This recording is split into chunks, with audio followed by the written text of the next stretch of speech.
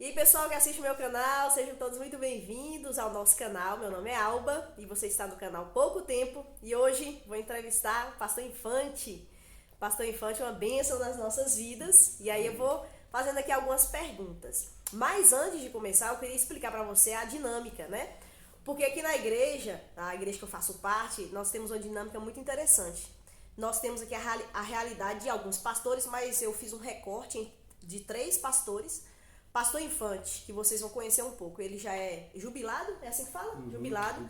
Ele teve um ministério aí, depois ele vai falar quantos anos foi de ministério, ele é pai, já é avô, né? Já escreveu vários livros, vou deixar aqui na descrição do vídeo alguns nomes dos livros dele, também o contato que você pode comprar os livros, assim, e tá ativo ainda, foi jubilado, mas continua ativo.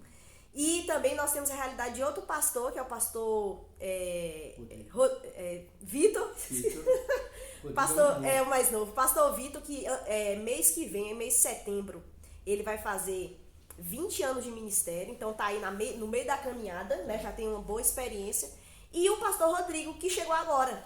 Pastor Rodrigo é novo na caminhada. 0 quilômetros. Pai aí, os menininhos dele nasceu agora, então assim, tudo novo. Então essa perspectiva, pastor já jubilado, um no meio da caminhada e outro muito novo.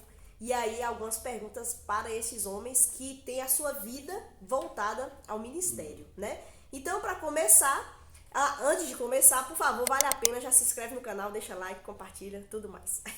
Para começar, queria começar aqui falando pro pastor Infante, para ele falar pra gente como ele conheceu o Senhor Jesus, né? Talvez aí vai acabar trazendo um pouco da sua vida, infância, juventude. Como foi, pastor, aí, pro senhor ter esse encontro, esse conhecimento do Senhor Jesus? Amém, Alba. Prazer estar aqui com a irmã e esperamos que seja uma bênção para aqueles que estão nos assistindo. Né? Amém, sim. E que vão nos assistir também. Muito bem. Alba, eu nasci num lar onde meu pai e minha mãe já eram crentes.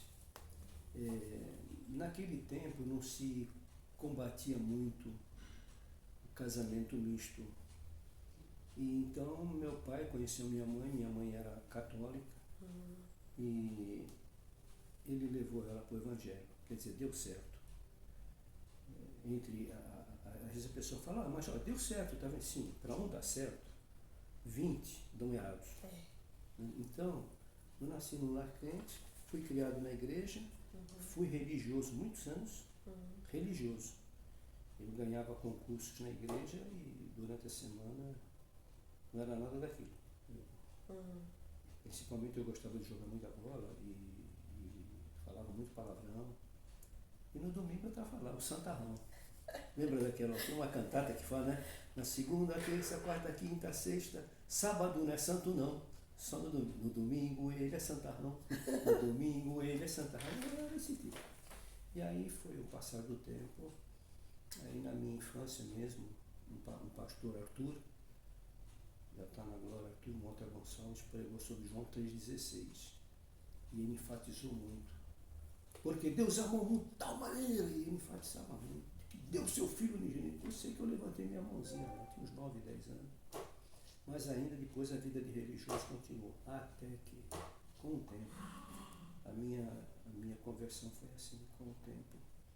Eu vi que aquilo não era uma vida, era uma vida dupla. E aí, eu fui ao Senhor, graças a Deus.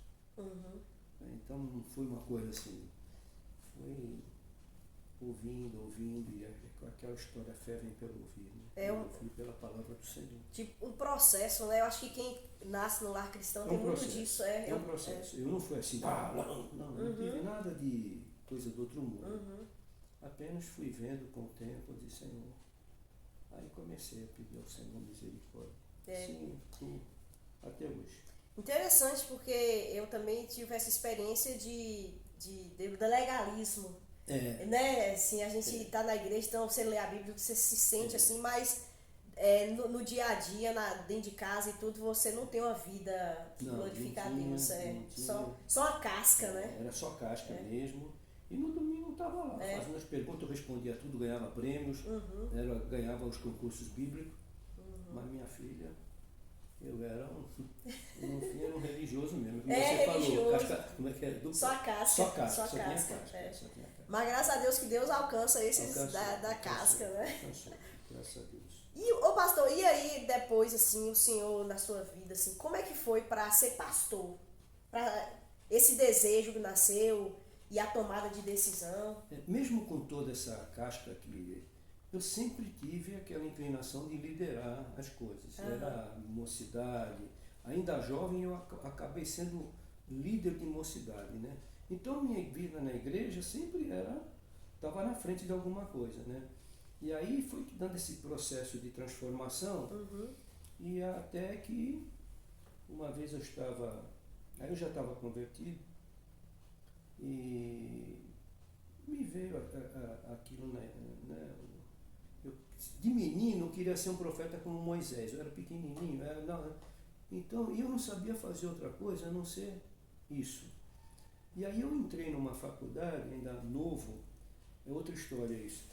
Fui caçado pela Revolução de 64 dentro de uma faculdade. Eu fui caçado, mas eles estavam certos. Mas então, na época, eu fiquei muito chateado. Então, quando eu entrei na faculdade de jornalismo, para fazer faculdade que o Marcos também passou e viu a minha ficha lá, né? O Marcos também passou, viu a minha ficha, a ficha do meu pai está aqui ainda. Então, era uma faculdade católica. E eles fizeram um teste vocacional. Eu não sei se naquele tempo era um famoso, ele, psicólogo Paternostro, o nome dele, Paternostro, e era muito famoso. E fez um teste vocacional. E aí eu recebi o resultado. O resultado deu sacerdote católico. Aí, como eu era crente, o professor sabia e disse, olha, onde está sacerdote católico, você põe pastor evangélico. Olha! Porque eles lá na Universidade Católica, Sim. né? Então, à medida que você responde as coisas, esse cara vai ser sacerdote, tem tudo para ser um sacerdote. Aí, deu que eu era pastor e tal, fiquei com aquilo, mas ainda não era a hora. Até que casei com a Ana, aí eu não estou dando um pulinho só para você se localizar depois. Casei com a Ana e eu tinha uma loja, mas a loja foi logo para o beleléu, porque o meu negócio é que eu ficava evangelizando os clientes. E hoje eu tenho clientes, tem um missionário, o Nilo, mora lá em Santos. Ele trabalhava numa empresa de alimentar navios, porque Santos é o maior porto da América do Sul, né? Então os navios paravam lá e ele trabalhava numa fornecedora. E eu ganhei esse moço para Cristo. E ele ficou tão firme e ganhei de uma maneira, assim, usando uma estrela de Davi, a estrela de Israel. Da bandeira. Ele viu no meu pescoço e eu estava no balcão da loja. Ele disse assim, ô Infante, o que é essa estrela? Eu falei, essa estrela é o símbolo de Israel, da bandeira de Israel. Ele disse, é que eu vi um filme do Davi e Betseba. Naquele tempo deu um filme de Davi e Betseba. Aí ele falou, puxa, eu gostei e tal. Aí comecei a pregar. Falar para ele, falar. Rapaz, esse moço se converteu, continuou entrando no navio. O que ele fez? Ele entrava em navios de qualquer bandeira. Então ele entrou em contato com a Cruzada Mundial de Literatura, não sei se ainda existe, mas naquele tempo ela editou um folheto até muito importante, que era Você é Feliz? Na época foi o folheto Bambambam, né? Então ele pegou, o que ele fez? Ele começou a pegar folheto, a Cruzada fazia isso, de todos os idiomas que tinha em navio. Navio americano, ele pegava folheto americano em inglês. Navio russo, folheto em russo. Árabe, folheto em árabe. Judeu, folheto em hebraico. E ele pegou e começou, entrava no navio, podia, tinha credencial, né? Aí, não sei, ele falou, pastor, não sei se tem gente lá no céu, eu vou conhecer, porque ele fez mesmo um trabalho maravilhoso. Nossa. E aí esse menino virou um missionário por causa da estrelinha. Então, eu comecei a explicar para ele o que era a estrela, né, o símbolo dele. Aí começou a se animar pela história de Israel. E eu falei, o judeu hoje está passando em maus lençóis porque nunca recebeu o Messias. Aí ele aceitou Jesus, hoje manda correspondência para mim, já tem seus netos, tudo, mas ali, firme na obra. Então, filha, aí eu comecei a ver, meu lugar não é aqui. Aí um pastor que eu apreciava muito, pastor Eclésio Corrêa de Oliveira, ficou doente.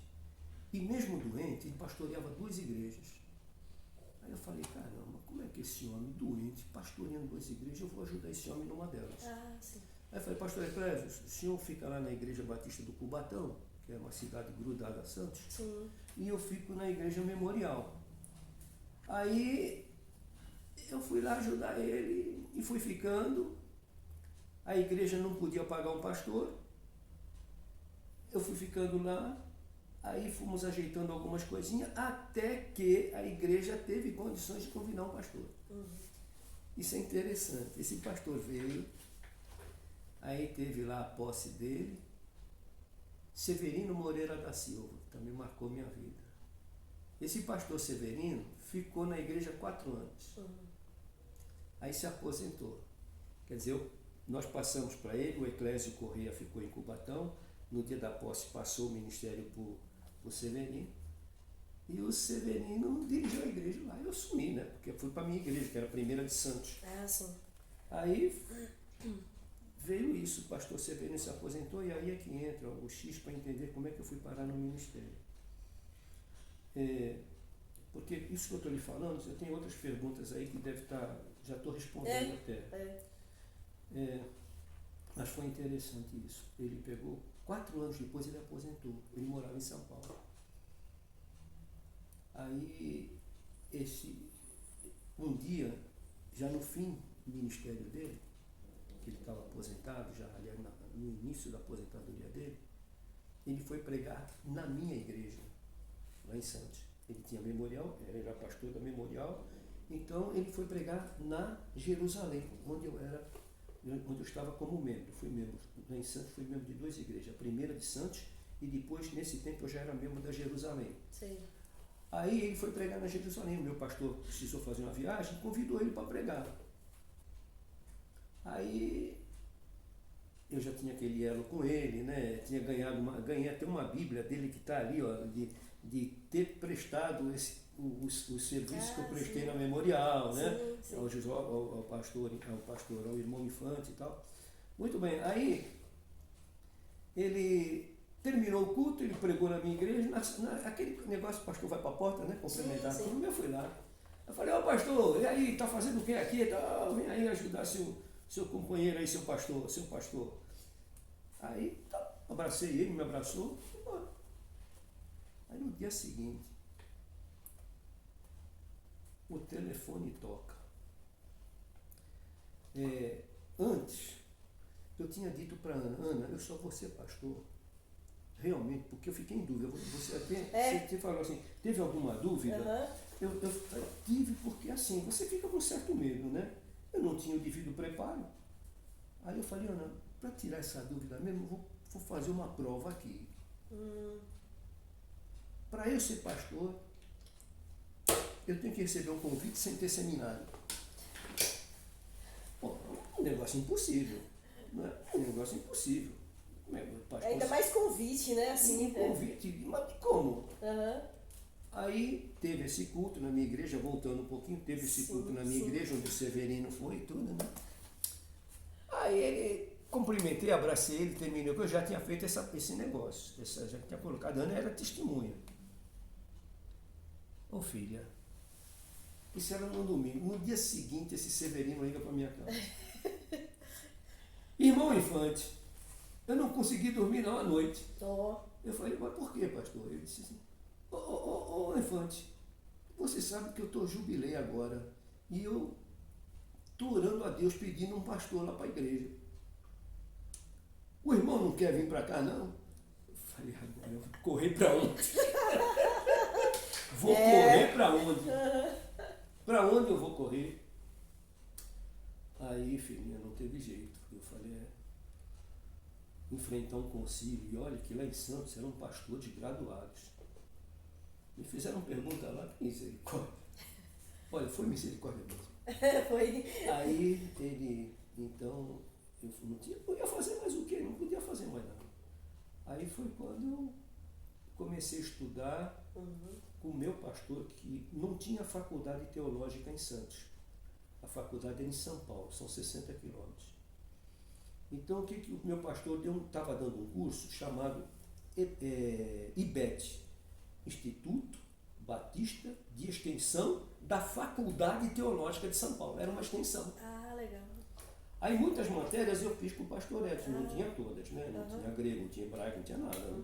Não tinha aquelas matérias, método de estudo bíblico, aquelas coisinhas assim, o beabá. Aí eu fiz essas matérias, concluí o IBET. Aí concluí o IBET, o Severino convocou os pastores, né? Se bem que quando eu entrei no meio daqueles cobrões lá, eu falei, tô agora aqui. Aí, filhinha, olha, foi assim, eu fiz o concílio, meu concílio foi de lascar. Foi 2 dias de concílio. Foi mesmo? Um oral e no dia seguinte um escrito. Nossa. Que assim é lá, eles fazem assim, né? Duro mesmo. Aí, não sei como, pela misericórdia de Deus, eu escapei. Me fizeram perguntas lá em grego, sabia de grego. E como de fato, não sei até hoje. Mas entrei, e aí eles disseram assim, nós vamos fazer uma sugestão ao irmão. O irmão foi aprovado aqui e tudo, mas o irmão deve fazer algumas matérias na faculdade teológica. Aí eu assumi o ministério da Igreja Batista, onde o pastor Severino aposentou, mas comecei a cursar a faculdade teológica em São Paulo. Então eu ia 2 vezes por semana, todo dia. Lá. Eu saía 4 horas da tarde, eu ia para São Paulo e voltava às 11, meia-noite, por causa dos ônibus, metrô, né? Aí eu fiz algumas matérias, tive o prazer de ser aluno do pastor Isaltino Coelho Filho, que foi um seminário. Sim. Fui aluno do Shed, o pastor Shed, e outros pastores lá que... Agora tinha aqueles que já viu, né? Ficar pensando, meu Deus, que virá ser essa molecada que está aqui dentro. Sim. Aí, assim foi, filho. Entrei no ministério, pastoreei 4 anos a igreja Jerusalém. Sim. 1 ano e meio ao lado, assim, fiquei no lugar do Severino, né? Assim, ele de vez em quando vinha para servir ceia. Certo. Né? Fiquei 1 ano e meio, sem o título. E depois 2 anos, foram 4 anos, aí eu já estava com o título de pastor. Eu fui ordenado no dia 17 de dezembro de 1979. Eu fui consagrado pastor, mas eu já estava na memorial, pastoreando, sem o título. Certo. Aí depois fiquei mais 3 anos lá, em outros 4 anos como pastor.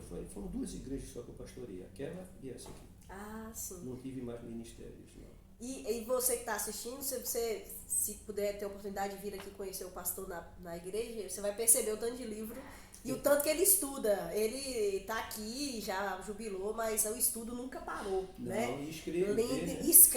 Escreve muito e tudo. Então, assim, essa vida é de estudo mesmo. A gente vai morrer aprendendo, né? Mas sempre continua. E aí o pastor fez aí um bom retrato da história. E aí entra nessa questão, como chegou a ser pastor da primeira igreja? Outra coisa é linda. Eu acho lindo porque a maneira como foi. Eu era para não ser. Porque o pastor aqui não me conhecia, o Gerson Rocha na época, o pastor da igreja. E ele combinou comigo, que foi o primeiro milagre disso foi isso. Eu fui 4 anos eu fui pastor em Santos. 1 ano eu fui missionário entre os judeus, que foi esse ano. Ah, sim. Eu de pastorear a Santos, mas eu tinha uma ligação com a missão AIME, a Associação de Missões Internacionais.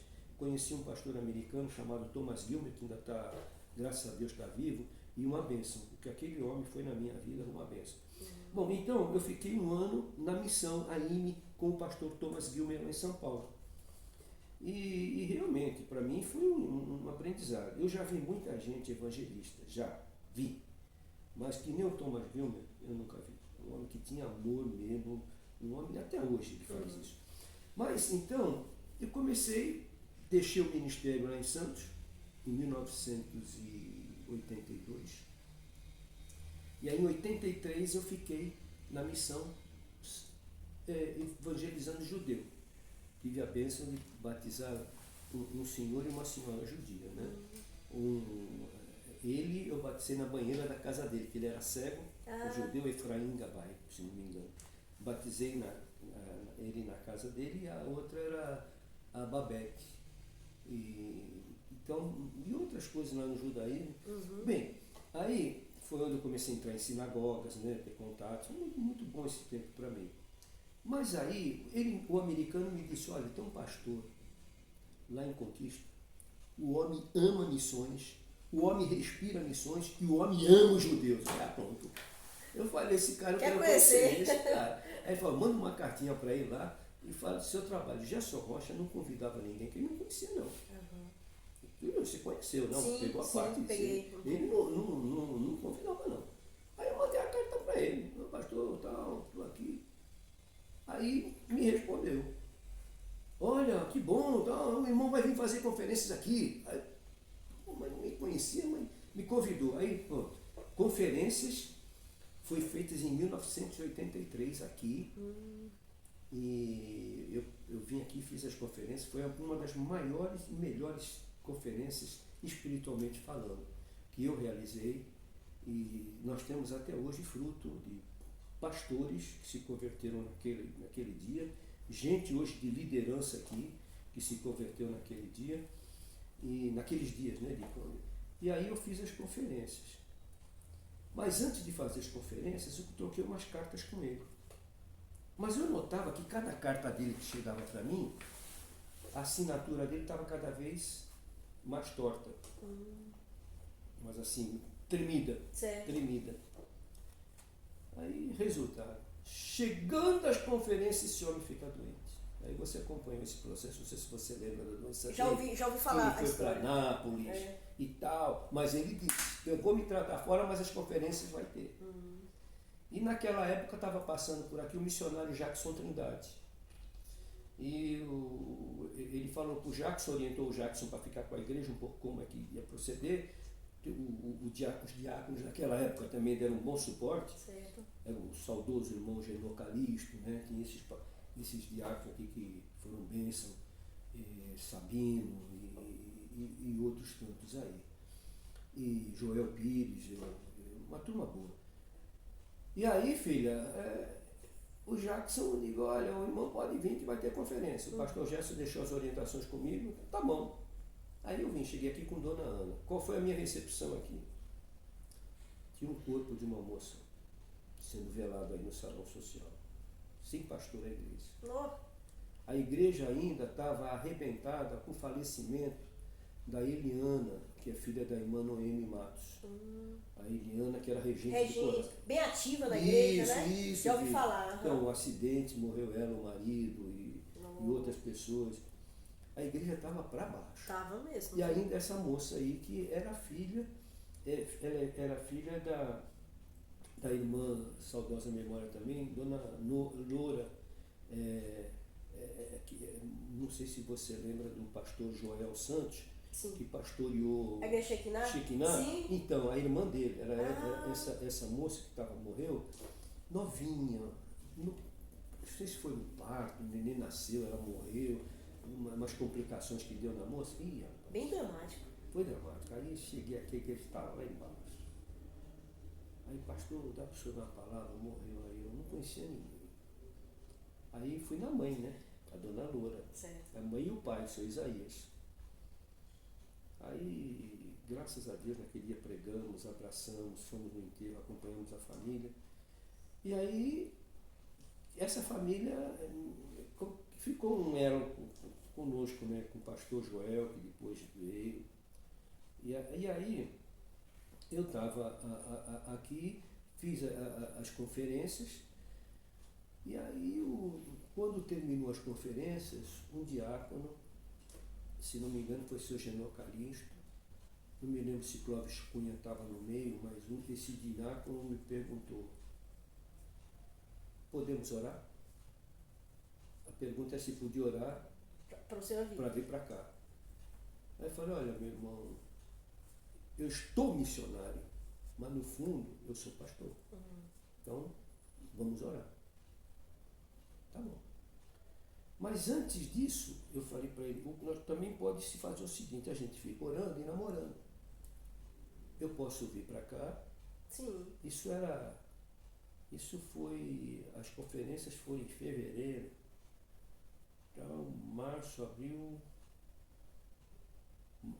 aí em março não dava para vir. Eu sei que fiquei aqui 4 meses ou 5 como pastor interino, indo e vindo. Então como é que eu fazia isso? Eu saía de lá numa sexta-feira, chegava no sábado aqui, pregava, visitava os crentes no domingo, segunda, terça e quarta, quinta, sexta e sábado eu ficava, Dona Eunice me levava para visitar os mais doentes, né? Certo.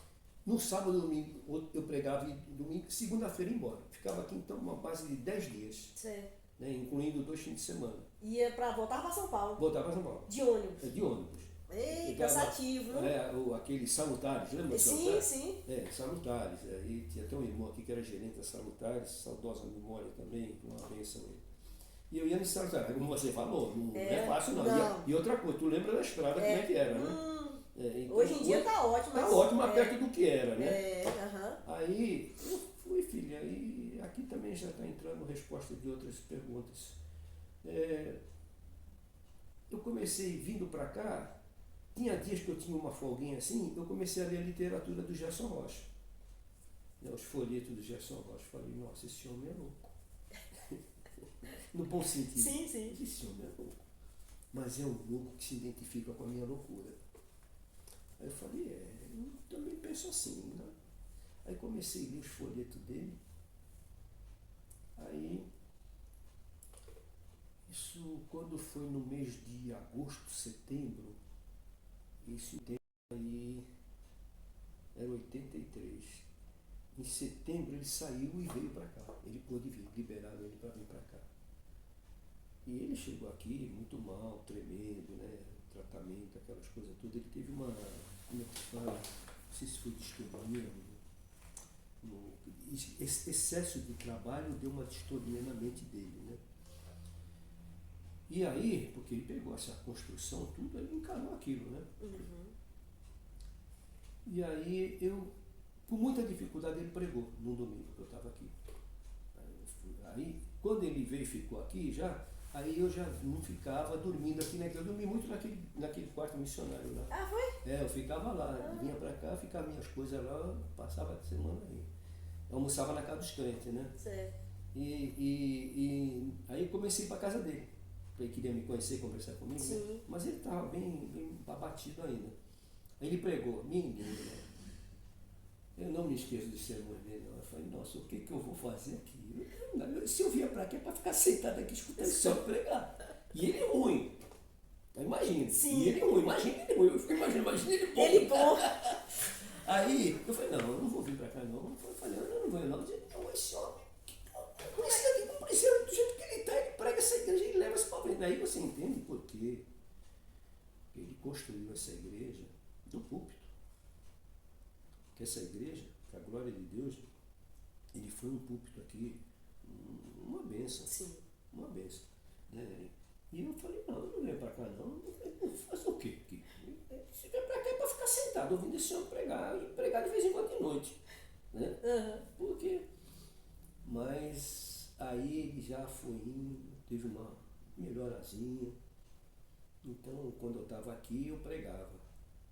Um domingo de manhã, e no outro eu pregava à noite. E ele pregava um domingo também de manhã e outro na noite. Ia revezando. Ia revezando, daí eu ia embora. Né? Aí, olha, sabe de uma coisa, Ana? Não, o homem não precisa. O homem, ele tem uma liderança, é um servo de Deus mesmo. Aí, eu vim para cá para dizer não. Era o mês que tinha que dar uma resposta à igreja. Pelo menos falar com ele, né? Sim. Aí eu ia dizer não. Aí eu estava na casa dele e pensando como é que eu ia falar não, né? Que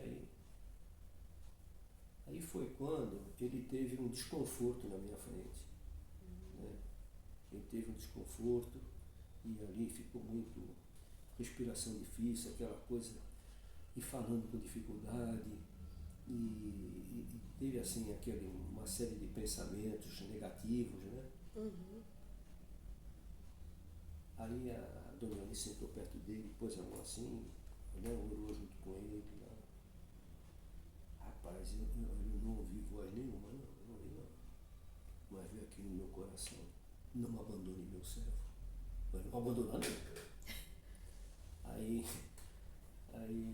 eu liguei para Ana, eu estou te ligando porque eu tenho que tomar uma atitude, mas eu não posso tomar porque tem você e tem as crianças, né? As meninas eram pequenas. Uhum. É que é o seguinte, mãe, Ana, eu não posso deixar esse homem sozinho. Ele não pode ficar mesmo sozinho, ele vai precisar de alguém que ajude ele, Uhum. para que ele possa revigorar as forças dele, né? Ele teve um esgotamento mental mesmo. Total, um né? Total. Aí, é tudo construção, pegou tudo, né? É, E todos esses problemas e todos que tudo, aconteceu, eu cheguei aqui à igreja naquela situação, Sim, gente que tinha morrido, gente de direção, né? Sim. Aí, coitado, o pastor ficou. Poxa, depois que eu peguei e li esse livro, Romance numa Construção, aí eu falei, Ana, eu não estou te falando porque tu é filha única. Tua mãe e teu pai estão aí.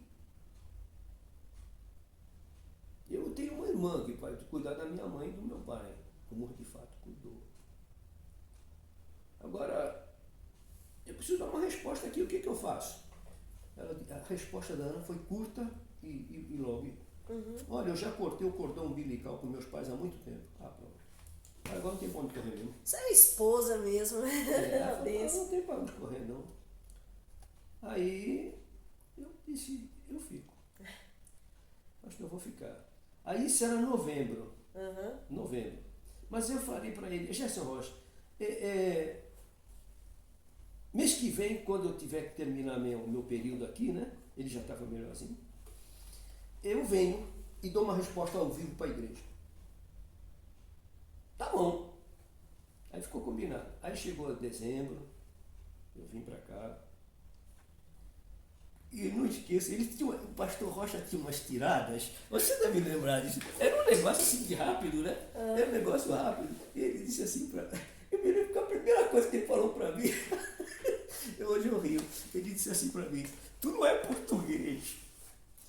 Porque a minha família é portuguesa, né? Uhum. E eu também sou português agora, né? Fui naturalizado português. Ele falou assim, tu não é português? Para sair de Santos e vir aqui dizer que tu não vem. Né? Aí eu falei, ô pastor, foi. Aí chegou no domingo, eu falei, irmãos, eu venho, tudo, vou ajudar o pastor. Aí começou tudo, foi em 17 quer dizer, eu fiquei aqui 4 ou 5 meses como pastor auxiliar, como pastor interino. Aí ele veio, retomou o cargo. Uhum. E aí então, em 19 de fevereiro de 1984, eu fui possado pastor aqui na igreja também, junto com ele. Né? Eu fiquei ao lado dele, servindo, e ele não me considerava um pastor auxiliar, me considerava um pastor junto com ele. Isso, e a igreja fez isso. Eu me coloquei no meu lugar. Sim. Sabia que meu lugar era assim. Mas pastoreei sim, porque muitas coisas eu pude ajudá-lo, graças a Deus. Né? Trouxe a maior parte dos problemas para mim, deixando ele, procurando deixar ele mais livre. Né? Mas mesmo assim, coitado, sobrou para mim e para ele. Muita coisa. Quantos anos, pastor, de pastoreio assim? Aqui com ele foram 16 anos. 16. Aí fiquei 16 anos. Alguns médicos tinham dito para ele lá onde ele estava tratando, né, que ele não ia poder voltar para o ministério, não dava mais. Aqui alguns chegaram a falar isso. E muita gente aqui na igreja pensava, não, o pastor acabou, não tem mais como voltar, pelo que ele passou, né? Sim, o esgotamento né, demais. Foi violento, foi uma coisa violenta, um esgotamento violento. Mas ainda ficou 16 anos. Aí depois eu falei, olha irmão, vamos orar, porque se Deus quiser o pastor há de voltar. Menina, graças a Deus. Ele voltou, e aí eu tive o privilégio de estar ao lado do pastor Gerson Rocha, 16 anos, que eu posso te dizer, foi um seminário. Então, qual foi o seu seminário, Gerson Rocha? Exato. Severino de um lado e Gerson Rocha de outro. É verdade, no início. E ao todo, pastor, foram quantos anos de ministério? Aí sim, depois eu fiquei mais 19 anos com a igreja. 19. Então foram 19 com 16, 35 anos de pastorado aqui. Uau. E pastor, assim, pensando no ministério, qual é o maior desafio, ou quais os maiores desafios mesmo? Olha, o desafio do pastor, e veja bem, o desafio do pastor é aquela palavra que, eu não sei se foi Paulo Timóteo ou Paulo Atipa, esse é o desafio. E o pastor deve ser o modelo para o rebanho. Se não for, pega o chapéu e vai embora. Veja bem, não estamos falando isso em ostentação. Uhum. Estou falando isso com muito temor. Uhum. Mas se não for o modelo do rebanho, porque aí eu vou pegar uma frase do pastor Severino, também de saudosa memória, lá na Memorial, que ele me falou. Ele disse: Infante, a igreja vai ser o retrato do que você é. Quer dizer, modelo, né? Paulo fala para ser modelo. Então você é um modelo, você é um retrato. Uhum. Você tem que, e a igreja vai ser teu retrato.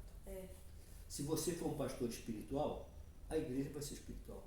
Se você for um pastor amoroso, a igreja vai ser amorosa. Se você for um pastor misericordioso, a igreja vai ser misericordiosa. Se você for um pastor que exorta e que pratica e que prega a sã doutrina, você vai ter uma igreja sempre desejosa de preservar os marcos que nos foram deixados pelos nossos pais, né, conforme está escrito lá no Salmo. Então, o desafio é esse, é ser um modelo, como Paulo fala, né?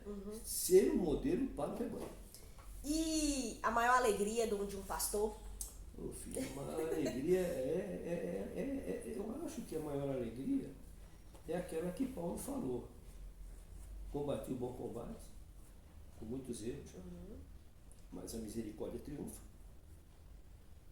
Estou terminando a carreira, mas a fé, essa não tem que mudar. Porque é como Pedro disse: Senhor, para quem nós iremos? Tu tens as palavras da vida eterna. E essa eu vou guardar, apesar de ser o que eu sou, miserável pecador. Mas amo aquela palavra de Tiago. Ele fala no capítulo 2, verso 13, se não me engano, ele diz assim, que a misericórdia do Senhor triunfa sobre o juízo. Então você, eu, a misericórdia dele triunfou por Jesus Cristo. Louvado seja Deus. Amém. Pastor Infante já escreveu vários livros, e eu estou aqui com um deles, que o nome é O Pastor Nesses Tempos Difíceis. É um livreto muito prático, muito didático, é ótimo, rapidinho você lê. E aqui tem muitos conselhos para os pastores, né, no desenvolvimento do seu ministério. Eu vou deixar até aqui embaixo no link o contato que você pode adquirir o livro dele e outros. Eu vou também deixar o nome dos outros livros aqui. Mas, pastor, caminhando para o final já, quais conselhos o senhor... São 2 conselhos, primeiro este, depois eu falo o outro, né? Quais são os conselhos que o senhor daria para os pastores? Pastores que de repente estão nos assistindo no início da sua caminhada, ou no meio, ou no final. Quais são, assim, alguns conselhos que o senhor daria aos pastores? Olha, pastor aconselhar pastor. É melhor a Bíblia aconselhar. Então, gente, peguem, devorem as 2 de Paulo a Timóteo e a de Tito. Porque eu vou usar uma definição do pastor Gerson Rocha aqui, que eu guardei muito comigo. Certo. Ele dizia o seguinte: um homem cheio do Espírito Santo é um homem cheio de Bíblia. E o pastor tem que ser cheio do Espírito Santo, apesar de nós. Entendeu? Apesar de nós, né? Deus usou até uma jumenta para falar, né? Para pregar lá para o Balaão. Você sabe o que eu estranho naquele texto?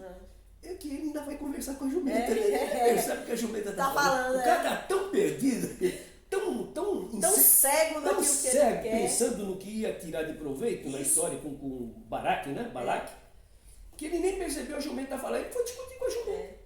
Agora tu vê, se uma jumenta fala para ti comigo, eu saio correndo. Correndo, né? Larga ela lá. Larga ela lá, né? Então, mas o conselho é esse, gente, é a palavra, não tem, sabe? Outra coisa, a gente sempre comete erros, porque chegou numa idade, sim, na minha idade hoje eu lembro os erros que eu cometi, né? Davi fala no Salmo 139, ele fala que os meus pecados estão sempre diante de mim, né? O meu pecado. Então, a gente para pensar, que pecados? Aí você começa a lembrar, olha, eu não fui elegante com um colega, faltei com ética com outro, né? Determinadas coisas que eu não decidi muito sabiamente, tem que reconhecer isso, né? Às vezes o entusiasmo, você acaba fazendo coisas que não eram para ser feitas. Por isso é que eu costumo dizer, às vezes a pessoa pergunta, pastor, se o senhor pudesse voltar na vida, o senhor queria voltar? Um anjo viesse para o senhor e disse, você quer voltar? Aí eu dizia, não, só com uma condição. Aí certamente o anjo ia perguntar, qual é a condição? É voltar com os meus 77 anos, com a cabeça de 77. Eu voltaria com a cabeça de 77. Porque se eu voltar com a cabeça quando eu fui ordenado com 33 anos, vai repetir. Eu vou cometer os erros que eu cometi tudo, essa é a história. Não, agora se a cabeça de 77 voltar comigo, aí vou dizer a coisa. Aí, então, mas eu sou grato a Deus, filha, porque foi misericórdia mesmo. Eu creio que eu fui mesmo, eu posso dizer, eu sou fruto da misericórdia de Deus. Eu não tenho um preparo, se você disse, não, meu preparo foi o IBET. Fiz algumas matérias na faculdade teológica lá em Perdizes, aprendi muito, tive pastores, professores aqui, né, ministério com Gerson Rocha, e o Vitor, né, que o Vitor está sendo uma bênção. Né, então, a minha alegria é essa também. Eu jubilei, né, graças a Deus, jubilei a igreja em paz, respirando paz. O Vitor assumiu tranquilamente e tem dado uma arrancada na igreja, e graças a Deus, para a glória de Jesus. Então, isso, para mim, eu sou grato a Deus. Né? Eu sou grato a Deus porque a obra continua, né? O meu espaço aqui, meu tempo, graças a Deus, pelo menos é o que o pessoal fala, né? Que eu preservei o que era preservado, né?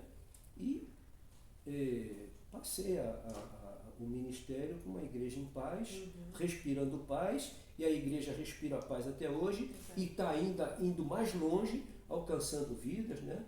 Então, graças a Deus pelo pastor que me antecedeu, pela vida dele, está aqui a história disso aqui, né? Esse templo é uma história do que foi o ministério de Gerson Rocha, os índios evangelizados. Eu dou graças a Deus pelo que ele fez comigo aqui, porque foi fruto de misericórdia mesmo, né? Assim, vim para cá, aqui ficar e agradecer pelo Vitor, que graças a Deus está sendo uma bênção, um moço bem preparado, bíblico, e nós estamos vendo tudo isso. Então essa é a minha alegria, filha. Salomão, no Eclesiastes, capítulo 7, é um verso que diz assim, é melhor o tempo de parar do que iniciar. Sabedoria de... Salomão. Melhor é o tempo de parar do que de começar. Então começou, tudo agora parou. Então, agora, como você falou, estou aqui escrevendo meus artigos para os jornais, né? E escrevendo os editoriais do boletim, um mês eu, um mês o pastor Vitor. Graças a Deus ele sempre, se depender dele, eu tenho todo domingo quase aí, estou pregando, mas já foi, Vitor, a minha parte já foi, né? Eu já fiz. Agora eu quero ficar livre para fazer conferências, pregar em outras igrejas. Agora o mês de agosto eu vou ficar fora, né? Só fazendo conferência em São Paulo. Então só vou voltar para cá lá no início de setembro. Finalzinho de agosto, aliás. Então, filhinha, só tenho que agradecer a Deus, só mesmo. Agradecer a Deus também. Essa oportunidade, eu não sei se ficou tudo dentro do cronograma. Ficou. E foi ótima que a conversa com o pastor. E aí, graças a Deus, ele teve esse ministério aí tão abençoado de ter dado continuidade, ajudado o pastor Gerson na sua dificuldade, na sua limitação. E levou a igreja aí depois de 19 anos, mantendo fiel a palavra, a missões e tudo mais, né? E aí, só para encerrar mesmo, eu queria que o pastor desse uma última palavra, mas para aquelas ovelhas que estão na terceira idade. Que aí cada um, claro, tá na sua limitação e tudo, mas eu acompanho algumas pessoas idosas e é uma fase diferente, difícil, né? O que o pastor deixaria aí para essas ovelhas que estão nessa fase das suas vidas, né? Como o pastor também que já é avô, já aposentou, continua ativo, mais uma palavra final aí para eles. Deixe-me ver aqui, olha, na realidade eu vou ler, eu já estou naquela idade que eu já estou esquecendo textos e onde se encontra, onde deixou de estar, mas eu quero ler aqui, Provérbios 16,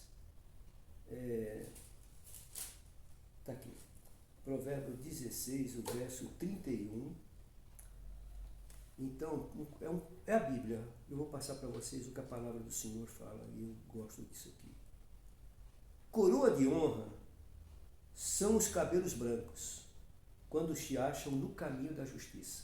Veja bem, só aqueles que estão no caminho da justiça é que experimentam uma coroa de honra. Porque a pessoa chegar numa certa idade e não ter esperança em Jesus Cristo é muito triste. Né?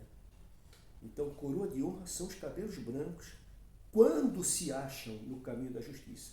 E isso é Provérbios 16, 31. E Provérbios 17, verso 6, olha só, vovó, que é o nosso caso, né?